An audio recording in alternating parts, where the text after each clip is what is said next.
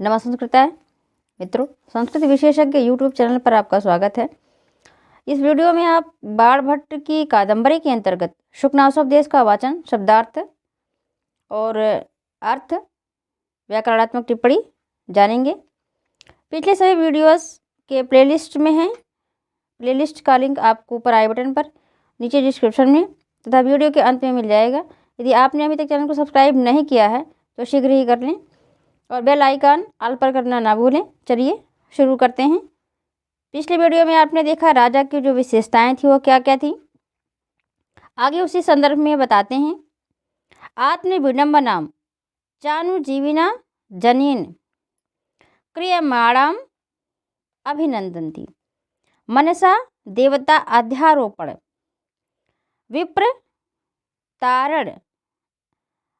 विप्रताराद सद्भूत संभावनोप हताशांत प्रविष्टा पर भुजद्वयम् इव आत्मबाहुयुगलं संभावयन्ति त्वग अंतरित तृतीयलोचनं स्वललाटम् आशंकते दर्शन प्रदानमपि अनुग्रहं गुणयन्ति दृष्टिपातमपि उपकार पक्षे स्थापयन्ति संभाषणमपि समविभाग मध्ये कुर्वन्ति।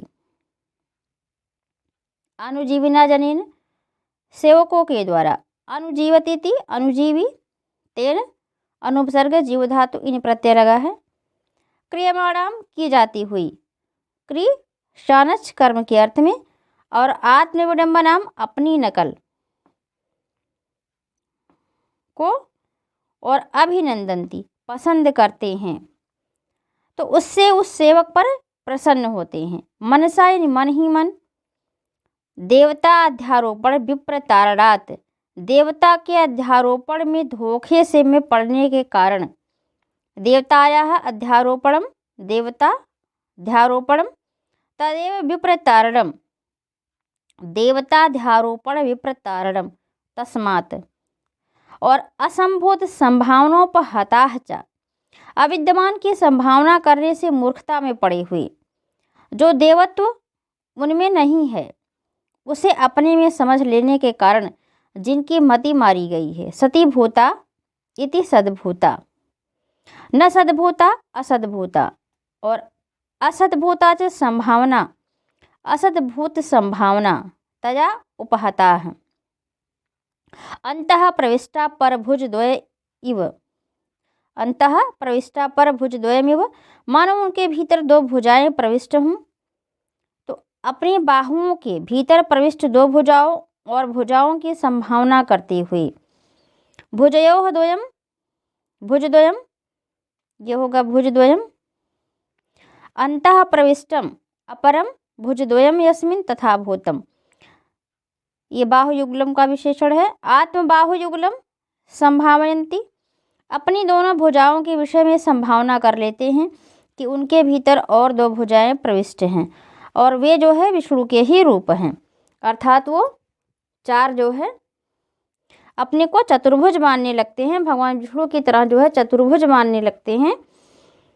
और त्वग अंतरित तृतीय लोचनम, तो त्वचा के पीछे तीसरा नेत्र छिपा हुआ है ऐसी आशंका कर लेते हैं, अर्थात स्वयं को भगवान शिव मान लेते हैं। तृतीय लोचन का ये मतलब हुआ कि वो जो है स्वयं को भगवान शिव मान लेते हैं और स्वयं को भगवान विष्णु मान लेते हैं,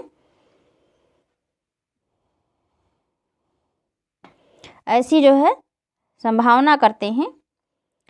तो दर्शन प्रदानम अपि, दर्शन देना भी, दर्शनस्य प्रदानम दर्शन प्रदानम, अनुग्रहम गणयन्ति यानी कृपा करना मानते हैं। यदि किसी को दर्शन दे दिए तो ऐसा लगता है बहुत बड़ी कृपा कर दिए।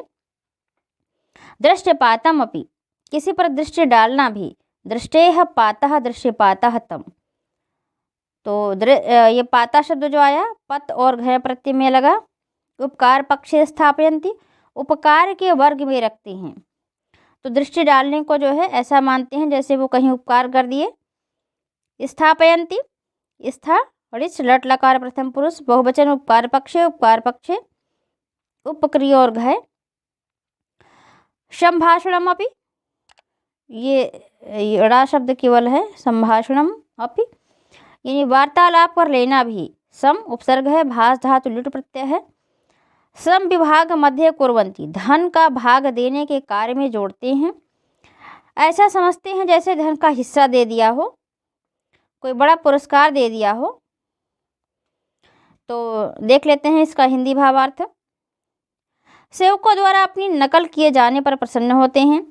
मन ही मन देवता का अपने ऊपर आरोप किए जाने के धोखे के कारण अविद्यमान शक्तियों की संभावना करने से उनकी बुद्धि मारी जाती है और वे ऐसा समझते हैं, अर्थात वे निर्णय नहीं ले पाते हैं, मतिभ्रष्ट हो जाते हैं। मति मारी जाने का मतलब यहाँ मतिभ्रष्ट होना है, निर्णय ना ले पाना है कि उनकी दोनों भुजाओं के भीतर दूसरी दो भुजाएं प्रविष्ट हैं, अर्थात वे अपने आप को भगवान विष्णु समझते हैं और वे अपने ललाट में त्वचा के नीचे तीसरे नेत्र के छिपे होने की आशंका करने लगते हैं, जैसा कि वो लगता है उन्हें कि भगवान वो शंकर हो गए हैं। किसी को दर्शन देना भी कृपा करना गिनते हैं, दृष्टि डाल देना भी उपकार करने में जोड़ते हैं, वार्तालाप कर देना धन का भाग देने जैसा समझते हैं। आगे और देखते हैं कि और क्या क्या विशेषताएं हैं।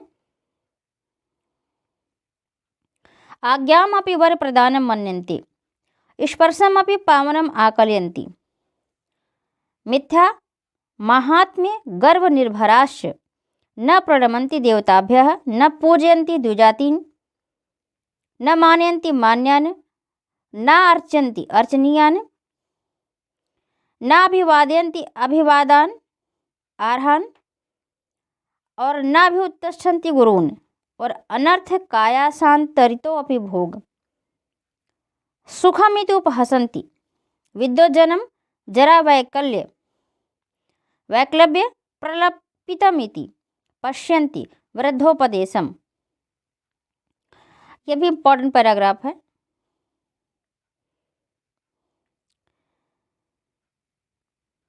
तो शब्दार्थ देख लेते हैं। आज्ञामपि यानी आज्ञा देना भी, वर प्रदानम मन्यन्ते ऐसा मानते हैं जैसे उसे वरदान दे दिया।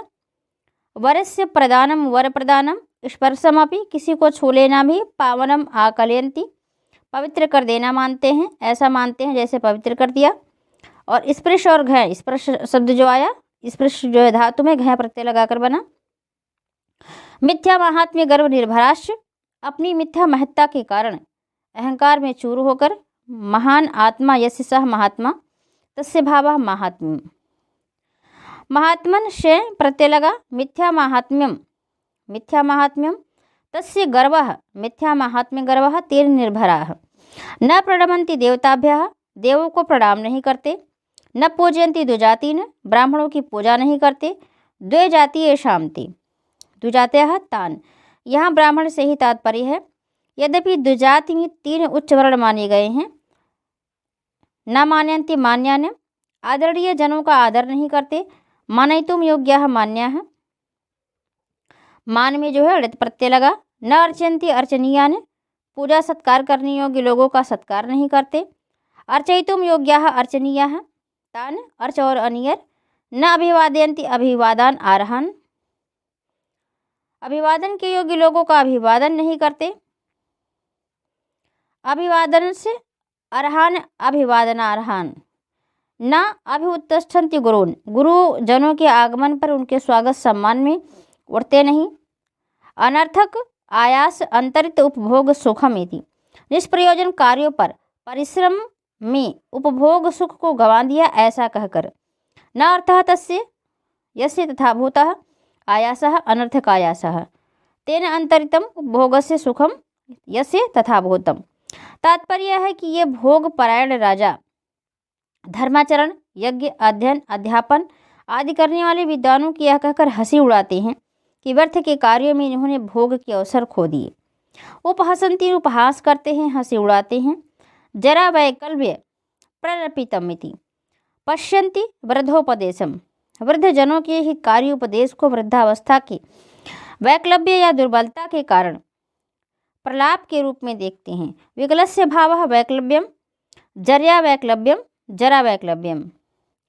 प्रलपितमिति वैकल्प्य, विकल और अश्य। आज्ञा देने को वर देने के जैसा जो है मानते हैं, स्पर्श कर लेने को पवित्र कर देने वाला समझते हैं। अपनी झूठी महत्ता के गर्व से भरे हुए वे देव को प्रणाम नहीं करते, ब्राह्मणों की पूजा नहीं करते, सम्मानीय जनों का सम्मान नहीं करते, सत्कार करने योग्य लोगों का सत्कार नहीं करते, प्रणाम करने योग्य जनों को प्रणाम नहीं करते, गुरुओं के आने पर आदर में उठते नहीं। विद्वानों पर यह कहकर हंसते हैं कि व्यर्थ के यजन, अध्ययन, अध्यापन कार्यों में इन्होंने उपभोग के सुख को गंवा दिया। वृद्ध जनों के उपदेश को बुढ़ापे की दुर्बलता के प्रभाव से किए जाने वाले प्रलाप के रूप में देखते हैं।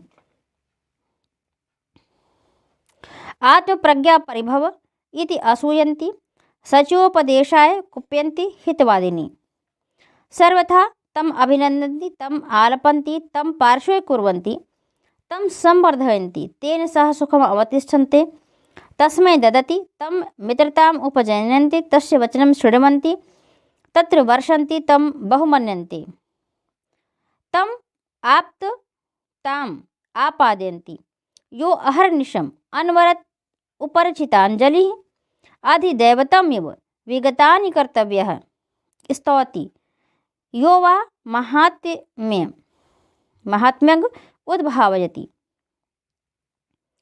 तो शब्दार्थ देख लेते हैं। आत्म प्रज्ञा परिभवति, अपनी बुद्धि का तिरस्कार है ऐसा मानकर।